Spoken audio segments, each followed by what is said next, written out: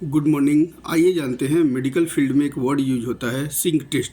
ये sink test बहुत सारे लोग जानते हैं, कुछ नहीं जानते हैं, फिर भी आज इसके बारे में बता रहे हैं। देखिए, पहली बात तो है करप्शन। करप्शन लगभग हर फील्ड में होता है, कहीं पे ज़्यादा होता है, कहीं पे कम होता है, कहीं पे उजागर हो जाता है, कहीं पे दब जाता है। ऐसा लगता है कि अभी भ्रष्टाचार अब शिष्टाचार बन चुका है। ऐसा ही करप्शन होता है मेडिकल के फील्ड में, जो कि नहीं होना चाहिए, क्योंकि ये जो फील्ड है पैसा कमाने के लिए नहीं है। इसमें पेशेंट डॉक्टर को भगवान का दर्जा मानता है और उन्हें भगवान जैसा समझता है। इसलिए जो डॉक्टर बोलते हैं उनको आंख बंद करके मान लेता है और ये समझता है कि वो जो बोल रहे हैं मेरे फ़ायदे के लिए बोल रहे हैं। भले ही कुछ डॉक्टर अपने फ़ायदे के लिए उनको मैनिपुलेट करते हैं। सिंक टेस्ट होता क्या है कि देखिए, फार्मास्यूटिकल कंपनी और ये डायग्नोस्टिक लैब जो टेस्ट करते हैं और डॉक्टर्स की आपस की सब मिली भगत होती है। कभी कभी ऐसा होता है कि पेशेंट को टेस्ट कराने की ज़रूरत नहीं होती है, वो ठीक ठाक होता है, लेकिन फिर भी बेवजह टेस्ट लिख दिया जाता है और वो जाके लैब में टेस्ट कराता है। तो जो पैथोलॉजिस्ट टेस्ट करने वाले होते हैं उस ब्लड सैंपल को बेसिन में फेंक देते हैं और उसका टेस्ट भी नहीं करते हैं और एक नॉर्मल रिपोर्ट पहले से रेडी रहता है वही फॉरवर्ड कर देते हैं। इस चीज़ को बोला जाता है सिंक टेस्ट। मतलब आपका ब्लड का जो सैंपल लिया गया है उसका टेस्ट किए बिना एक नॉर्मल रिपोर्ट दे देना, जो कि गलत है। ऐसा नहीं होना चाहिए और सब जगह नहीं होता है, बहुत कम ही होता है। लेकिन इन कम की वजह से लोग क्या करते हैं, सबको शंका के दायरे में रख लेते हैं, सब पे शंका करते हैं। ऐसा हर एक फील्ड में होता है। अगर कोई एक गलती कर दे तो उस प्रोफेशन के सारे लोगों पे क्वेश्चन मार्क लग जाता है, सारे लोग उसको संदेह की नज़र से देखने लगते हैं। तो खैर, ये मेडिकल फील्ड की बात है। मेडिकल फील्ड में तो बिल्कुल ही नहीं होना चाहिए। अभी देखिए, गवर्नमेंट हॉस्पिटल, कॉरपोरेट हॉस्पिटल पूरा एक बिजनेस मॉड्यूल की तरह काम करता है। बहुत सारे आपने इंसिडेंट देखे होंगे कि पेशेंट का डेड हो जाता है, उसे बॉडी नहीं दी जाती है, पहले बोला जाता है पेमेंट करने को। आपने न्यूज़ में बहुत सारी ऐसी घटनाएं देखी होंगी। रहा सवाल कि जब डॉक्टर को डॉक्टरी की डिग्री मिलती है, उस समय हिपोक्रेटिक ओथ उसे कसम दिलाई जाती है कि पेशेंट फर्स्ट प्रॉफिट सेकंड। लेकिन आजकल देखा जा रहा है कुछ ऐसे doctor profit first patient second, मतलब अपना लाभ पहले होना चाहिए, पेशेंट बाद में। तो इस मेंटेलिटी पे काम करते हैं जो कि अनइथिकल है।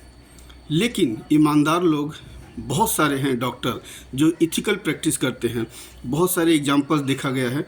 मैं एक एग्जांपल बताता हूँ। कॉरपोरेट एक हॉस्पिटल का एक डॉक्टर थे और उन्हें इसलिए निकाल दिया गया क्योंकि वो बोले किडनी का में से स्टोन निकालने के लिए मना कर दिए थे। बोले थे मैं ऑपरेशन नहीं करूँगा, इस पेशेंट को ऑपरेशन की ज़रूरत नहीं है।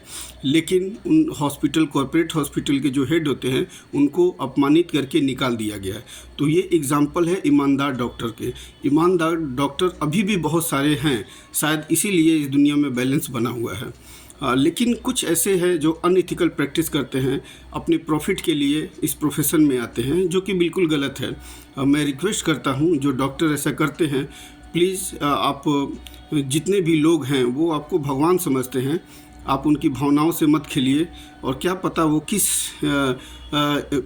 मुसीबत से वो पैसा इकट्ठा करके ला रहे हैं, तो उनकी भावनाओं को समझिए। और रही बात है प्रॉफिट करने का, प्रॉफिट करिए, आपको पूरा हक है। आपने बहुत मेहनत की है, इस पढ़ाई को करने के लिए दिन रात एक करना पड़ता है, सबके बस की बात नहीं है।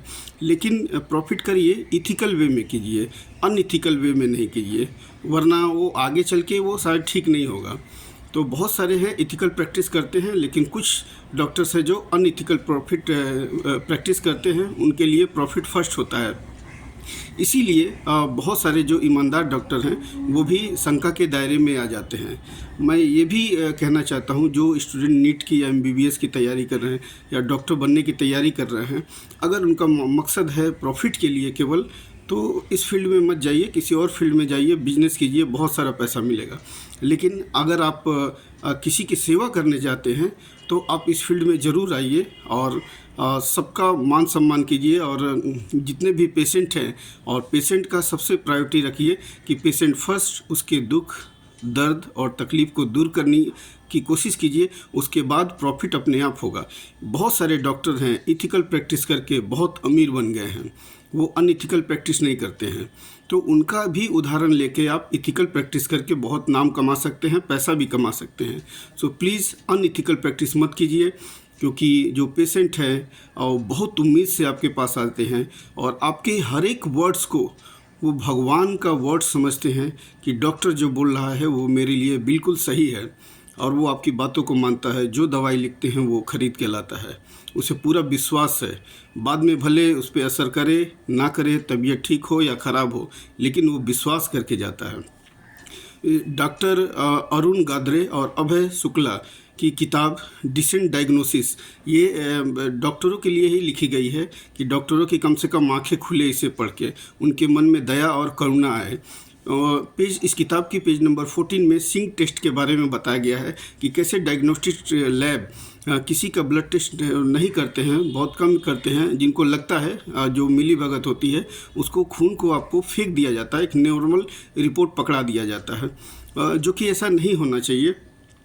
तो मेरा कहना यही है कि इस किताब के माध्यम से, और किताब में भी 78 डॉक्टरों का इंटरव्यू लिया गया है, उनका भी कहना है कि ये नहीं होना चाहिए और इथिकल प्रैक्टिस की ज़रूरत है। और ये मैं एडवाइस भी दूंगा कि जो डॉक्टर्स ये किताब नहीं पढ़े हैं, प्लीज़ एक बार डिसेंट डायग्नोसिस किताब पढ़ें, आपकी आंखें खुल जाएगी कि मेडिकल फील्ड में किस प्रकार करप्शन होता है। Thank you watching my video. अगर इस वीडियो सुनने के बाद किसी एक का भी मन बदल गया तो ये वीडियो बनाने का मकसद पूरा हो गया। मिलते हैं कल एक नए वीडियो के साथ, इंटरेस्टिंग वीडियो के साथ। तब तक के लिए be good and do good.